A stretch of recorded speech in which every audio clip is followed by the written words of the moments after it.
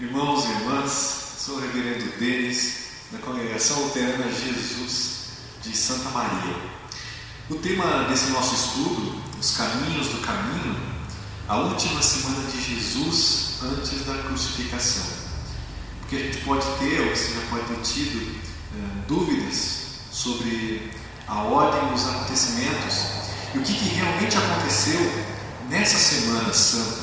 Então vamos caminhar junto e vamos andar por esse estudo através da Palavra de Deus. Semana da Paixão é como ficou conhecida a última semana de Jesus antes da crucificação. Durante a Idade Média, essa semana foi contada no calendário litúrgico como Semana Santa. Semana Santa no calendário litúrgico cristão. É muito importante que os cristãos saibam sobre cada evento que ocorreu na Semana Santa. Alguns acontecimentos estão registrados nos 4 relatos dos evangelistas, enquanto outros estão registrados em 2 ou apenas 1 relato do Evangelho, de acordo com cada evangelista. Então muita gente acaba ficando em dúvida sobre o que aconteceu na Semana da Crucificação. Então, nesse estudo, a gente vai organizar o cronograma de eventos da última semana de Jesus antes da crucifixão. Seguimos caminhando com a palavra. Começamos falando sobre quando ocorreu a Semana da Paixão. É muito importante a gente saber que não existe um consenso entre os estudiosos sobre o ano exato da crucificação de Jesus. Muitos estudos já foram feitos para resolver esse problema, mas as sugestões ficam entre o ano 30 e o ano 36 depois de Cristo, sendo que hoje em dia os anos mais aceitos seriam 30 e 33, fica entre esses anos aí, os mais aceitos. Isso significa que provavelmente a Semana da Paixão ocorreu numa semana que antecedeu o domingo de Páscoa, entre 30 e 33 depois de Cristo. A mesma discussão acontece em relação ao dia da semana que Cristo foi crucificado. Alguns defendem a ideia de que foi quarta-feira, que Jesus foi crucificado. Outros sugerem a quinta-feira. Por último, há aqueles que acreditam ter sido realmente a sexta-feira. Nesse estudo, a gente considerou a posição mais provável realmente ser a sexta-feira, que ocorreu a crucificação de Jesus, a sexta-feira santa. Vamos ver então cada um dos acontecimentos da Semana da Paixão. A gente começa pelo domingo, o domingo da Semana da Paixão. Então, ali tem a entrada triunfal de Jesus em Jerusalém, o domingo conhecido como Domingo de Ramos. Então, Jesus entrou na cidade de Jerusalém montado em um jumentinho. Enquanto ele entrava em Jerusalém, em direção ao templo, muitas pessoas estendiam as suas vestes, estendiam ramos de árvores pelo caminho também, e nesse evento há uma nítida ligação com as profecias registradas no Antigo Testamento. Por exemplo, o profeta Zacarias falou sobre esse acontecimento. Ele falou sobre um rei justo e humilde que traria salvação e que viria montado num jumentinho. Você pode ver na sua Bíblia, Zacarias capítulo 9, versículo 9. E tem também um salmo considerado messiânico. Ele celebra essa procissão do Messias, o Salmo 118. E essa parte da entrada triunfal, você pode ver lá, a multidão clamava exatamente como as frases do Salmo 118, versículo 26. Pode conferir na sua Bíblia também. Vamos voltar para Betânia. O Evangelho de Mateus e o relato também de Marcos registram que após a entrada triunfal, Jesus passou a noite em Betânia. E esse foi o domingo do nosso Senhor Jesus. Vamos para a segunda-feira. Jesus amaldiçoou uma figueira. Esse relato está em dois relatos dos evangelistas, o Mateus e o Marcos. só eles que tratam disso. O Lucas e o João não falam sobre esse acontecimento. Então, no dia seguinte, quando saíram de Betânia, Jesus teve fome. Então ele viu uma figueira e foi procurar nessa figueira algum fruto, e não tinha fruto ali, ele não encontrou. Então acontece essa, amaldiçoa a figueira. Você pode ler na sua Bíblia também. A purificação do templo, Jesus retornou para Jerusalém e expulsou os mercadores que praticavam comércio espúrio dentro, aos arredores do templo. Eles tiravam inclusive o lugar de onde ficavam os pedintes, os considerados também impuros, que tinham doenças de pele e outros tipos de doença, e os sacerdotes se viam como aqueles que falavam: esses podem ficar e esses não. Então esse povo que ficava ali fora, que não podia entrar no templo, o seu lugar era próximo do templo, mas até isso os mercadores tiraram deles. É bem triste esse episódio também. O lugar para ficar, o lugar para eles pedirem ajuda, os pobres, e o lugar que eles usavam para sobreviver. Então é isso, por isso que Jesus também quebra tudo lá, e com razão. Saída da cidade. O Evangelho de Marcos relata que, já sendo tarde, Jesus saiu da cidade de Jerusalém. Provavelmente ele voltou para Betânia, porque no dia seguinte, os discípulos e Jesus viram a tal da figueira, viram a mesma figueira que tinha sido amaldiçoada um dia antes. Terça-feira da Paixão, Jesus ensina no templo e discute com os religiosos. Ele volta para Jerusalém, se dirige até o templo e começa a ensinar com toda a sua vontade, com toda a sua autoridade bíblica, da escriturística, e acontecem algumas discussões ali. Os mestres da lei, os escribas e os anciãos se aproximaram dele para confrontá-lo sobre os últimos acontecimentos. O último acontecimento, que se vocês olharem na sua Bíblia, tem a ressurreição de Lázaro, por exemplo. Tem bastante coisa que aconteceu antes ali. Depois da ressurreição de Lázaro é que tem a sentada triunfal. Então, é isso também que os escribas vão lá, os mestres da lei vão lá falar: e aí, quem é você? Para confrontar Jesus. Eles queriam também achar algum motivo para prender Jesus. Esse contexto que Jesus contou, aí ele conta algumas parábolas, para quem estivesse aí ou que ouvisse as parábolas. As parábolas dos 2 filhos, as parábolas dos lavradores maus, as bodas do filho do rei. Essas são as parábolas que Jesus conta. Depois desse episódio vem a oferta da viúva pobre, bem conhecida a história, da viúva que tem poucos recursos e ainda faz a sua oferta de coração lá no templo. E o evangelista Marcos e o Lucas registram essa conhecida passagem. Aí vem o sermão de Jesus sobre os tempos do fim. É muito importante, leiam lá na Bíblia de vocês, está lá em Mateus, vocês vão depois olhar ali as referências também. Mateus, Marcos e Lucas falam sobre isso. Muito importante.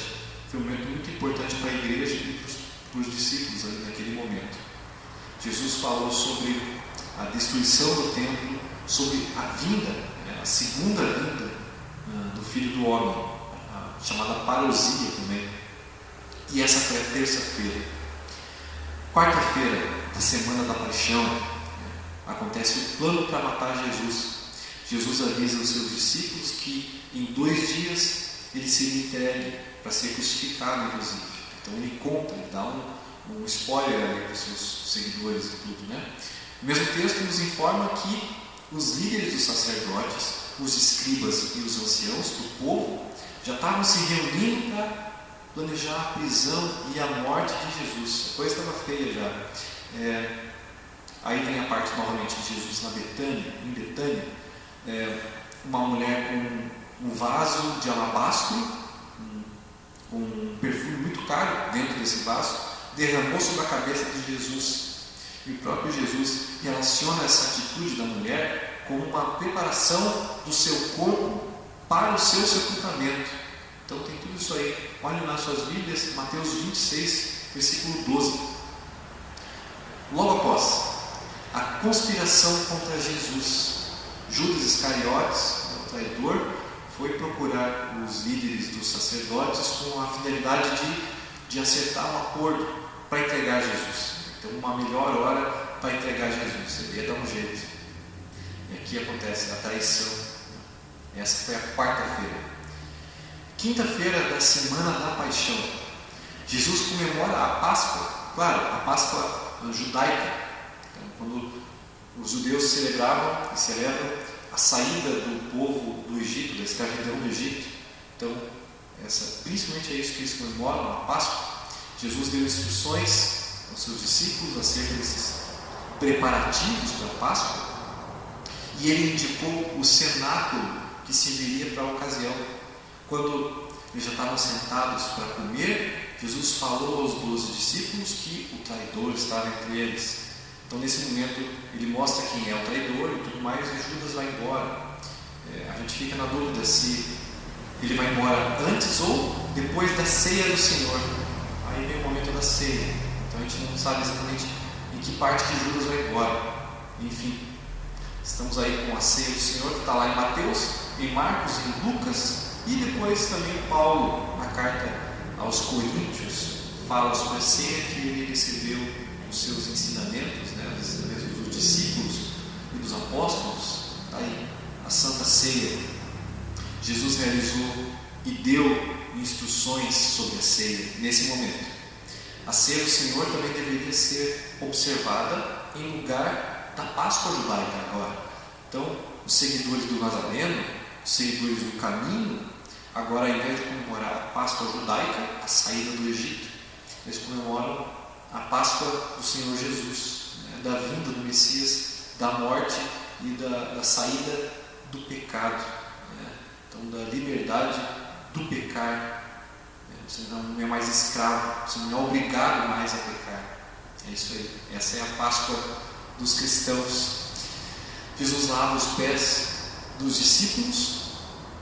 O Evangelho de João é o único que cita, é muito importante isso, é interessante, é o único que registra esse episódio, que Jesus lavou os pés dos seus discípulos. Logo após isso, a conversa com Pedro, Jesus avisa que diante dos fatos da sua prisão, o Pedro iria negá-lo. Ele fala que não e tudo mais, Aí Jesus consola os seus discípulos, que estavam meio abatidos, ficaram meio macambuzos ali com aquela situação toda. Jesus ora em favor dos seus discípulos. João apenas registra esse fato importante, a oração de Jesus em prol dos seus seguidores. Jesus no Getsemane, Jesus parte para orar num lugar chamado Getsemane. Esse lugar era um jardim no Monte das Oliveiras, que Jesus frequentava com frequência. Vocês podem olhar também lá em Lucas, capítulo 22, versículo 39, fala sobre isso aí também. Aí Jesus é preso.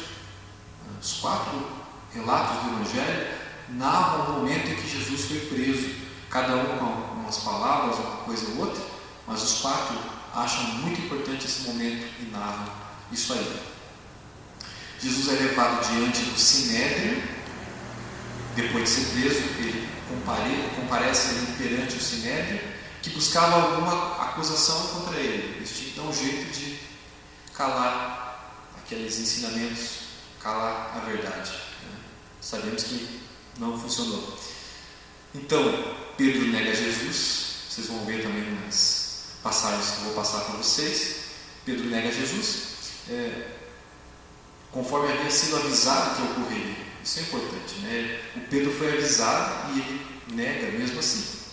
E, finalmente, na sexta-feira da semana da paixão, então, vem o julgamento de Jesus.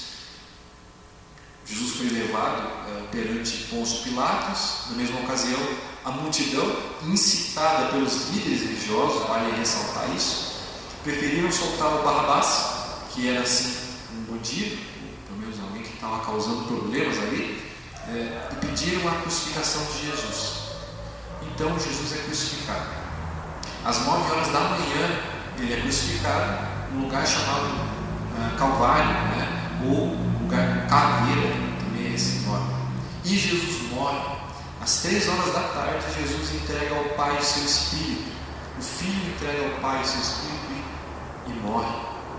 Uma lança transpassa o corpo de Jesus, está lá em João, só João que cita isso, João 19, 31 até 37, e tem esse relato lá.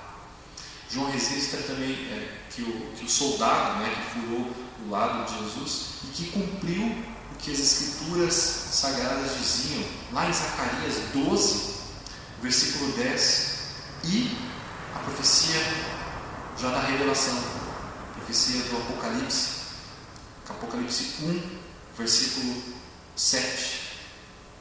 E Jesus é sepultado. Foi sepultado antes do pôr do sol, no túmulo cedido pelo José de Arimateia.